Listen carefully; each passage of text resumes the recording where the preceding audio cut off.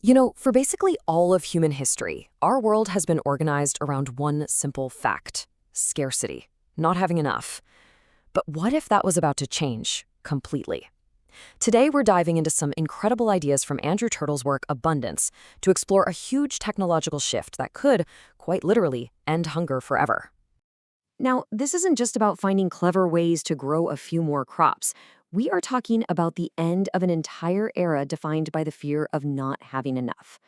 What Turtle's getting at here is that we're on the very edge of a new age, where the foundations of scarcity are starting to crumble.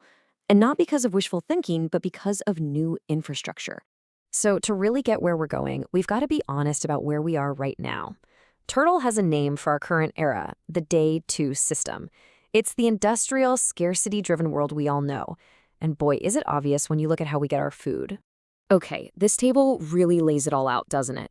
Our whole system is built on this foundation of land-hungry agriculture, which makes it totally vulnerable to the climate and weather. Think about it. We use unbelievable amounts of water and human labor to grow food in just a few fertile places. Then we ship it across the world through these long, complicated, and super fragile supply chains that guzzle fossil fuels. You get one bad drought, one shipping crisis, and boom, prices go crazy for everyone. It's a house of cards. And here's the thing that'll really bake your noodle. These problems, they aren't bugs in the system. They're features. The whole thing was designed from the ground up to manage scarcity. But the big question is, what happens when new technologies come along and make that entire design, well, obsolete? Well, that brings us right to what Turtle calls Day 3. This is the moment we're stepping into right now. It's this transitional era where a whole wave of new tech starts to completely rewrite the rules of making food. And those old limits, land, climate, even geography, they just start to dissolve. And look, this transformation is happening because of a whole suite of amazing innovations.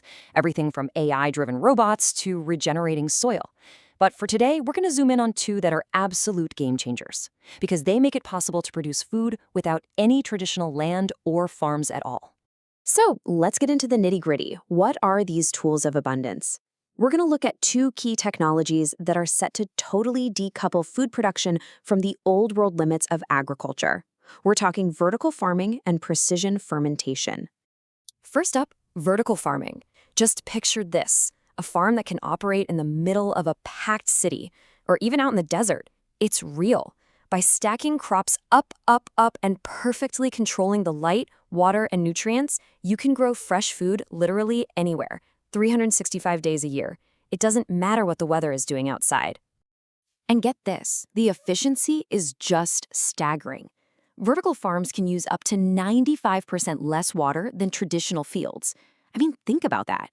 In a world where water is becoming more and more scarce, a number like that isn't just an improvement, it's a revolution. Okay, next up, we've got precision fermentation. And trust me, this is just as mind-blowing. The easiest way to think about it is like brewing beer. But instead of programming yeast to make alcohol, you're programming tiny microorganisms to produce the exact same proteins you find in milk or eggs or even meat. This completely breaks our dependence on the massive, inefficient system of animal agriculture. So let's just put it side by side. The difference is night and day. On the left, you've got the old Day 2 system. Fragile, vulnerable, totally dependent on land and climate. And on the right, you've got the emerging Day 3 system. Resilient, totally independent of climate, and it can be located anywhere, producing food all year round.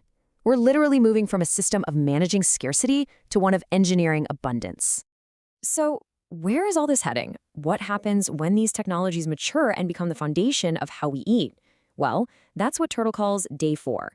Let's paint a picture of what that world actually looks like. Because you can produce food locally and continuously, the whole idea of a volatile food market just kind of dissolves. Food stops being a commodity that you trade and speculate on, and it becomes what Turtle calls a universal utility. It's a huge shift in thinking. Just like you expect the lights to turn on and clean water to come out of the tap, high-quality, nutritious food just becomes a baseline of civilization. It's available by design, not by charity.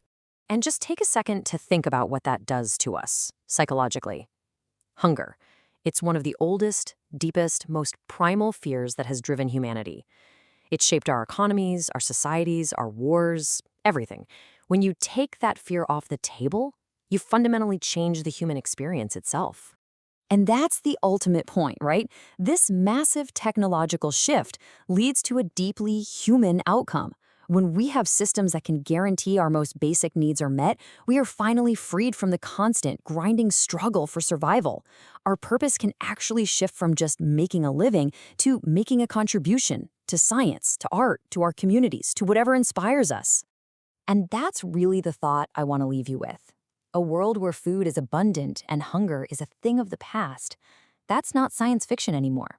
It's an engineering problem that we are actively solving right now. So the real question isn't if we can do this anymore. The question is, once we do, what will we build? Who will we choose to become?